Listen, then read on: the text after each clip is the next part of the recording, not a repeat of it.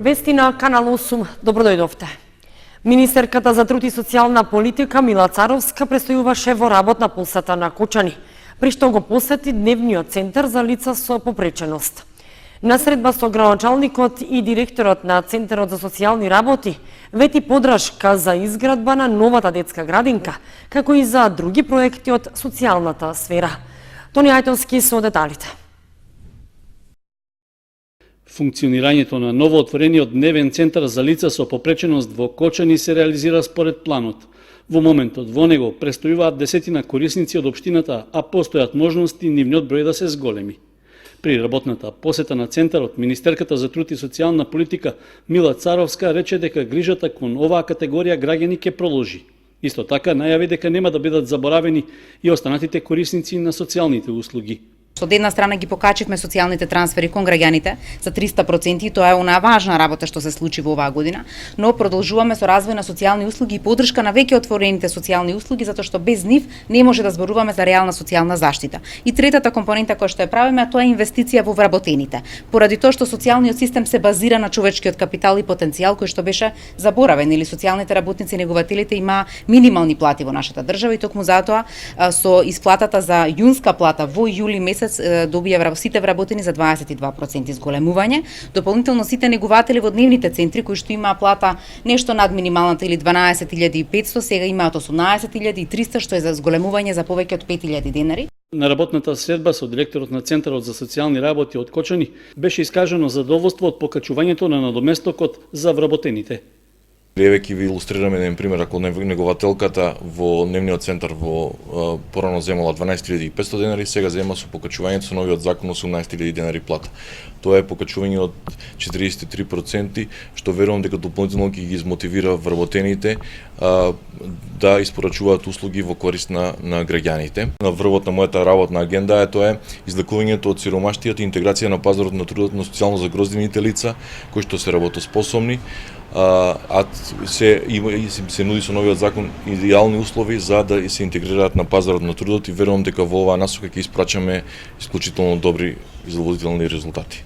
Градоначалникот на Кочани Николчо Илиев се заблагодари за досегашната поддршка од ресорното министерство во областа на социјалната заштита за граѓаните од Кочани.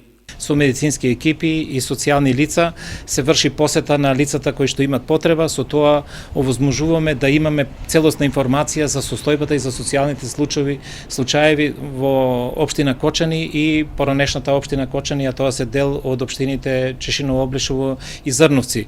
Значи денеска имавме прилика да слушнеме од нашите тимови дека се извршени 1402 посети во првиот случај, каде што се детектирани разни проблеми, каде што ние како локална самоуправа имаме можност да действуваме директно или пак заедно во соработка со Центарот за социјални грижи.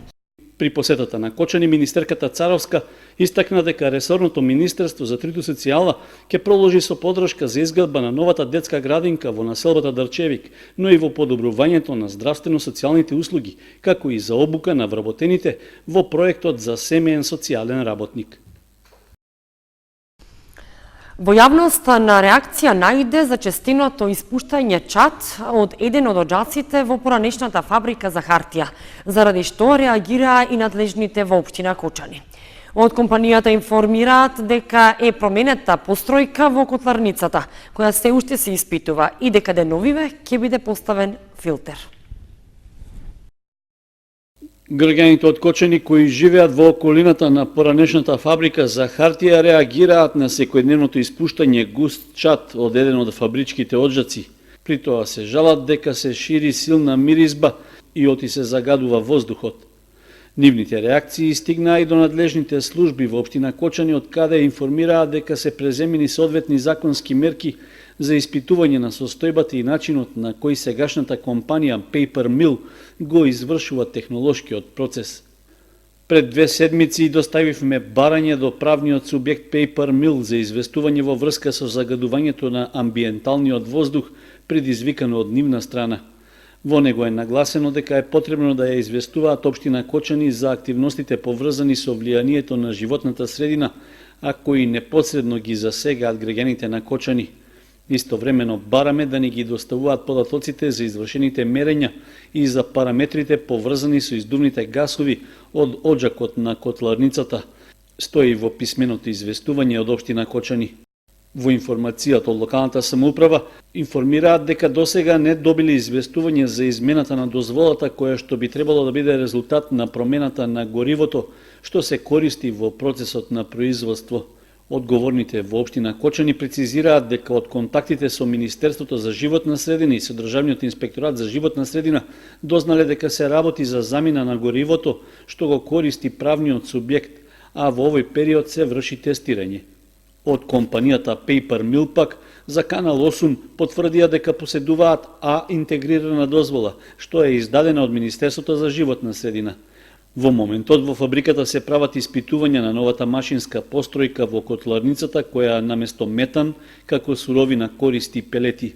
До крајот на оваа недела треба да биде поставен филтер, а во меѓувреме зголемена е и висината на оџакот.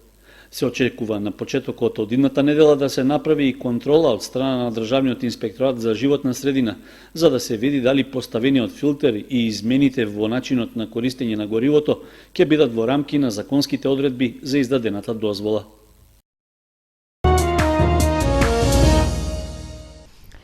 Комуналното предпријатие Водовод во наредните 12 месеци ќе се снабдува со струја од бугарската компанија Solar Pro Holding, со која веќе е склучен договор за набавка.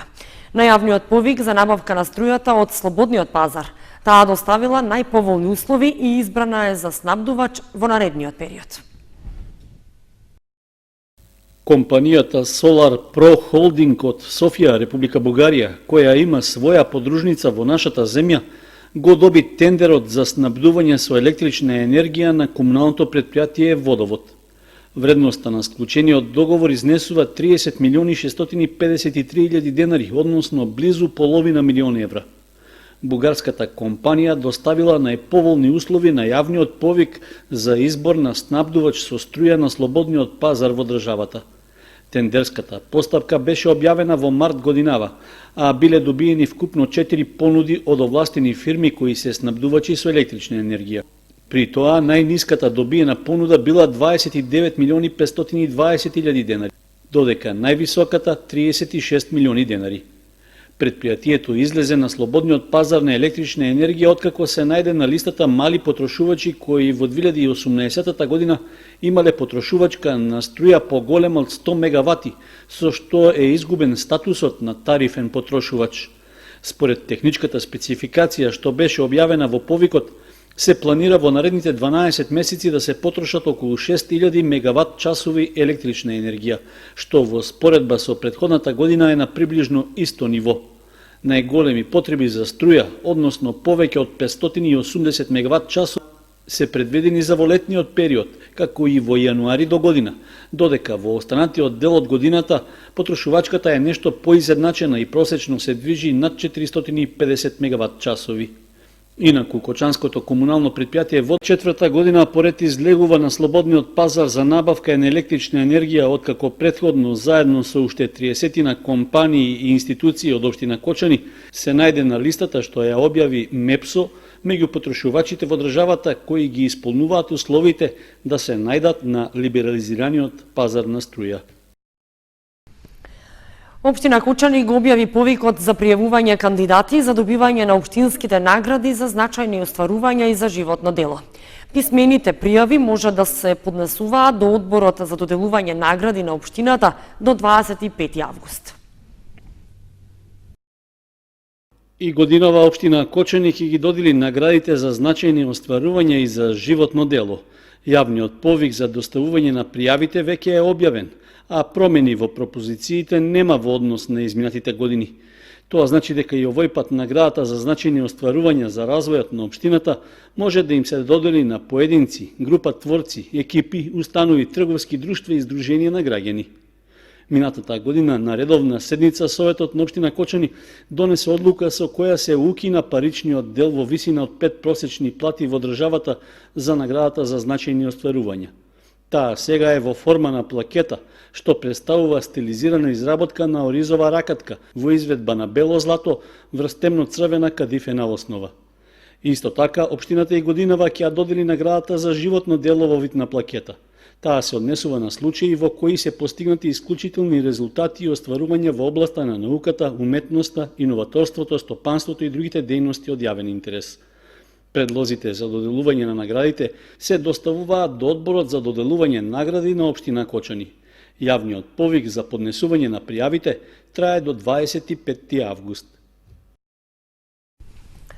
Заврши рокот за поднесување на барања за предадено кравјо, овчо и козјо млеко во преработувачки капацитети за месеците јануари, февруари, март и април 2019. Информираше Горан Миладинов од подрачната единица на Министерството за земјоделство во Кочани. Барања поднеле 248 сточари од Кочани, Зрновци и Чешиново Облешево. Првично беше до 15 јуни. За потоа рокот за поднесување на барања за субвенции за предадено кравјо, овчо и козјо млеко во преработувачки капацитети да биде продолжен до 31 јули. Тоа значи дека завршно со овој датум заврши и поднесувањето на барањата. Горанчо Миладинов од подрачната единица на Министерството за земјоделство во Кочани информираше дека заклучно со 31 јули барања за субвенции за предадено млеко поднале 248 сточари од Кочани, Зрновци и Чешиново Облешево. Овие барања се однесуваат за месеците јануари, февруари, март и април 2019 година. Висината на поддршката за произведено и предадено млеко, овчо и козјо изнесува 4,5 динари по литар, додека за кравјото млеко поддршката е 3,5 динари по литар, произведено и предадено млеко на преработувачки капацитети. Воедно до 30 јуни пак беше поднесувањето на барањата за субвенции за 2019. Овој период се поднесуваа единствените барања по програмата за финансиска поддршка во земјоделството за 2019 година, односно за директни плаќања за растително производство, и тоа за површини со поледелски и градинарски култури, лозови и овошни насади, како и за сточарско производство, и тоа за одгледување на говеда, овци, кози, пчели, свињи и за заклани животни во кланица.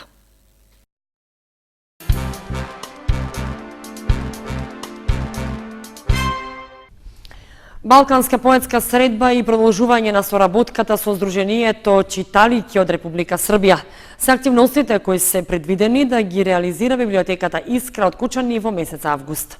Покрај овие, паралелно ќе се организираат и промоции на книги на родноукрајни автори. Балканска поетска средба на која ќе земат учество поети од соседните држави ќе се одржи во месец август, а организатор е библиотеката Искра од Кочани. Течат активностите околу подготвување на истата. Тоа е Балканска поетска средба, за кој датумот за сега не е утврден, бидејќи не се поклопуваат настаните со струшки вечер на поезијата. Веројатно тоа би било неколку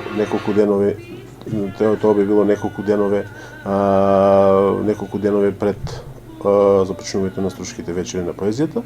Исто така, значаен проект кој го истакна Стојменов е меѓународната соработка со Сдруженијето Читалики од Република Србија. Тоа е проект во кој се вклучени основните училишта од цела Србија. Значи ние сакале тука да бидеме како носители за Македонија, значи да бидат вклучени основните училишта од Македонија со цел да се поттикнат децата да преку креативноста, значи да повеќе да читаат. Пред се идејата започната од библиотеките што работат во Република Србија, па понатаму е продолжено со формирање на невладина организација Читалики, каде што е седиштето во Алексинац. Покрај овие два проекти во библиотеката Искра за време на летниот период ќе се организираат и промоции на книги на родноукрајни автори, кои се дел од програмата за работа на јавната општинска установа.